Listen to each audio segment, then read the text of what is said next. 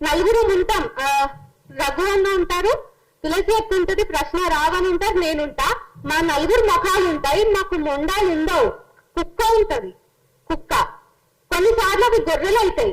అసలు వాళ్ళు ఇష్టమైనటువంటి జంతువుల శరీరాలంతా మావైతాయి. కానీ మీరు చూడండి, గొర్రె శరీరాన్ని మాకు ఆపాదించిన, కుక్క శరీరాన్ని మాకు ఆపాదించిన, మా బ్రెయిన్ మాత్రమే మీ ఇష్యూ. మా బ్రెయిన్స్ మీ ఇష్యూ, కానీ మా బ్రెయిన్స్ అసలు చచ్చిపోవు కదా. సో ఎప్పుడు విప్లవశ్రీ ఒక్కటే ఉండదు, స్టేజ్ మీద ఇంకా చాలా మంది రావాలి.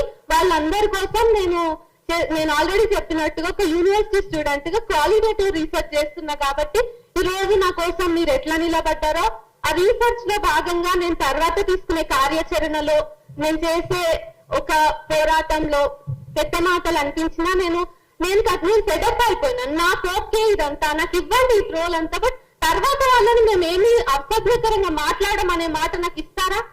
ఎవరు ఇవ్వరు కదా. అండ్ ఇంక్లూజివ్ గా రీసెంట్ గా సిజెపి మీటింగ్ జరిగినప్పుడు, ఢిల్లీలో జరిగినప్పుడు కొన్ని ఫొటోస్, ఎల్జిబిటి కమ్యూనిటీ వాళ్ళ ఫొటోస్ వాళ్ళు చులకనగా సర్క్యులేట్ చేస్తున్నారు.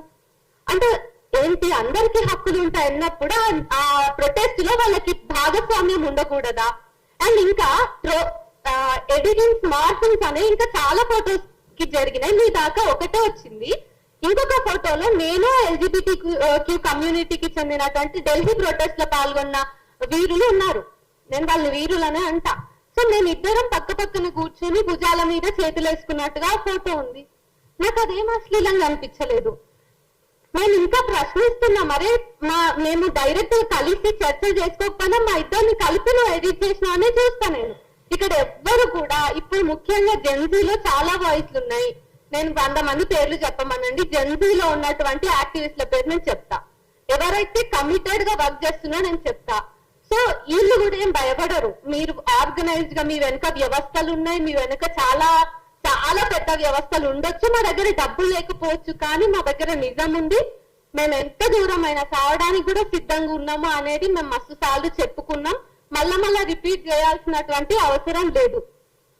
అయితే ఈ పొలిటికల్ పార్టీస్ మాట్లాడాలి అని నేను కోరుకుంటున్నా. ట్రోలింగ్ అనేది మా సమస్యనే కాదు. మీరే అంటారు ఇప్పుడు ట్రోల్, ఈ విషయం ఏదైతే అవుట్రేజ్ వచ్చిందో నా విషయంలో, నేను కూడా ఎక్స్పెక్ట్ చేయలేదు. నాకు రొటీన్ అయిపోయింది మార్ఫింగ్, ఈ ట్రోలింగ్ అనేవి. నాకు లిటరల్ గా పొద్దున లేస్తే నేను అవే చదువుతాను. నాకు లకారంతోనే డే స్టార్ట్ అవుతుంది, ఎండ్ అయ్యేది కూడా అట్లనే ఎండ్ అవుతుంది.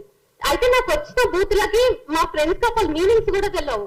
సరే, అవి నాకు తెలిసినాయి.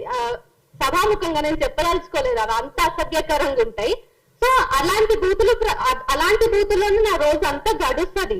దాంట్లో ఏం లేదు. అయితే పొలిటికల్ పార్టీస్ ఏమన్నారు, ఈ 3 days లో ఆర్ఎస్ఎస్ వింగ్ వాళ్ళు ఏమన్నారంటే, నన్ను ట్రోల్ చేసిన వాళ్ళే, నన్ను లకారం అని చెప్పి పోస్ట్ పెట్టినోడే వీళ్ళందరి ఫోటోలు మార్చాయినాయి కదా, వీళ్ళ గురించి మాట్లాడవా అంటే, వాళ్ళు మాట్లాడతాం. వాళ్ళెవ్వరి మీద మేము ట్రోల్ చేయలేదు, వాళ్ళెవ్వరిని మేము లకారాలతో మాట్లాడలేదు. వాళ్ళతో సైద్ధాంతికంగా, భావజాల పరంగా, రాజకీయంగా మాకేమైనా విభేదాలు ఉన్నప్పుడు మేము పార్లమెంటరీ లాంగ్వేజ్ లో మేము అది విమర్శ చేసినాం.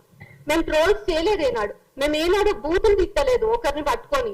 సో అది వాళ్ళు మర్చిపోతారు. సో ట్రోలర్స్ ఇప్పుడు ఏమైపోయిందంటే పోరాటం చేస్తున్న యోధులు అయిపోయింది. ఈ రోజు వాళ్ళు పోరాట యోధులు.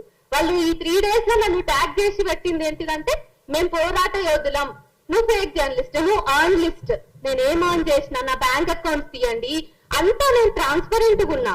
నాలాగా చాలా మంది ట్రాన్స్పరెంట్ గా ఉన్నారు.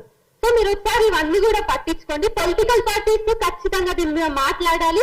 వీలైతే నేను మిమ్మల్ని కూడా కలిసే ప్రయత్నం చేస్తా. పవన్ కళ్యాణ్ వరకైనా మనం పోదాం, కానీ ఈ ట్రోలింగ్ ని ఆపేద్దాం. తర్వాత నేను తీసుకునే కార్యాచరణలో నాకు హెల్ప్ చేస్తారు, నాకు మద్దతుగా నిలబడతారు. మనం అందరం కలిసి ట్రోలింగ్ ని తగ్గించడమో, వాళ్ళందరినీ ఏరివేయడమో, ఏదో ఒక సొల్యూషన్ ని తీసుకుందాం అని చెప్పేసి ఒక ఓపెన్ కాల్ ఇస్తున్నా. తర్వాత నేను ఏమైనా నిర్ణయాలు తీసుకుంటే సోషల్ మీడియాలో మీ అందరినీ రీచ్ అవుట్ అవుతా. Thank you so much. Sorry, నిమిషమ్మా. ఇందాక నారాయణ గారు ఒక్క నిమిషంలో కంప్లీట్ చేస్తాను. నారాయణ గారు మాట్లాడుతూ, నారాయణ అన్న 1,00,000 మంది ఉంటారు తమ్ముడు అంటే, అన్న ఒక్కడితోనే మొదలు పెడతాం, రేపు ఒక్కడితోనే మొదలు పెడతామన్నా. మీలాంటి వాళ్ళ సపోర్ట్ ఖచ్చితంగా ఉండాలి. ఈ శివాజీ గల్లా అనే వాడితోనే మొదలు పెడతాం. వీడి పోస్టులు ఒక్కొక్కటి శ్రీదేవి ఫోటో పెట్టి, నేను మీడియా ముఖంగా చెప్తున్నా, రే శివాజీ నిన్ను నేను కలుస్తా, ఖచ్చితంగా నిన్ను నేను కలుస్తా, కొడక నీ పోస్ట్ నీకే చూపించి నీతో మాట్లాడతా. 100 రూపాయలు కూడా లేవా శ్రీనిధి ఫోటో పెట్టి స్కానర్ పెట్టి ఆ అమ్మాయి కాఫీ తాగుతూ ఏదో పిక్ పెడితే ఏమి వాడి 100 రూపాయలు కూడా లేవా? 100 రూపాయలతో మమ్మల్ని సాటిస్ఫై చేసే బాధ్యత నాది అని స్కానర్ పెడతాడు ఈ అమ్మాయి ఫోటో పెట్టి. కొడక శివాజీ చెప్తున్నా, నిన్ను నేను కలుస్తా బిడ్డ, నిన్ను కలుస్తా, నీ సంగతి చూస్తా. ఒక్కడితోనే మొదలు పెడతావు. శివాజీగా నీ వెనకాల ఎవడున్నాడు? ఈ శివాజీ అనేవాడు పవన్ కళ్యాణ్. నేను ఇందాక చెప్పా, వైఎస్ఆర్ కాంగ్రెస్ పార్టీలో ట్రాల్స్ జరిగినాయి. కాంగ్రెస్ పార్టీ వాళ్ళు కూడా ట్రాల్ చేస్తున్నారు. జనసేన పార్టీ, భారతీయ జనతా పార్టీ చేసే ట్రాల్స్ ఎంత నీచంగా ఉంటాయో ఎవ్వరు కూడా నోటితో చెప్పలేని ట్రాల్స్ మాట్లాడతారు. పిల్లల్ని రేపు చేస్తామంటారు, తల్లుల్ని రేపు చేస్తామంటారు, భార్యల ఫోటోలు మార్పు చేస్తారు, స్కానర్లు పెడతారు, ఆడపిల్లల ఫోటోలు పెట్టి మతం పేరు వాడతారు, కులం పేరు వాడతారు. మీరు మనుషులురా మీరు? పవన్ కళ్యాణ్ నెరేటల్ అంటే ఆయన యొక్క నెరేటల్ లైఫ్ గురించి మాట్లాడితే ఒక స్టాండప్ కమెడియన్ ని 2 రోజుల్లో తీసుకెళ్లి అరెస్ట్ చేశారు. 2 రోజుల్లో. నారా లోకేష్ గారి తల్లి గారి గురించి ఎవరో మాట్లాడారు, భువనమ్మ గారి గురించి అని చెప్పని వల్లభనేని వంశీ అనే వ్యక్తిని తీసుకెళ్లి అరెస్ట్ చేస్తారు, నెలలు జైల్లో పెడతారు. మీ ఇంట్లో ఆడాళ్ళు మాత్రమే గోల్డెన్ ముద్దలా, బంగారపు ముద్దలా? మా ఇంట్లో ఆడాళ్ళు, ఈ ఆడాళ్ళందరూ కూడా మట్టి ముద్దలా?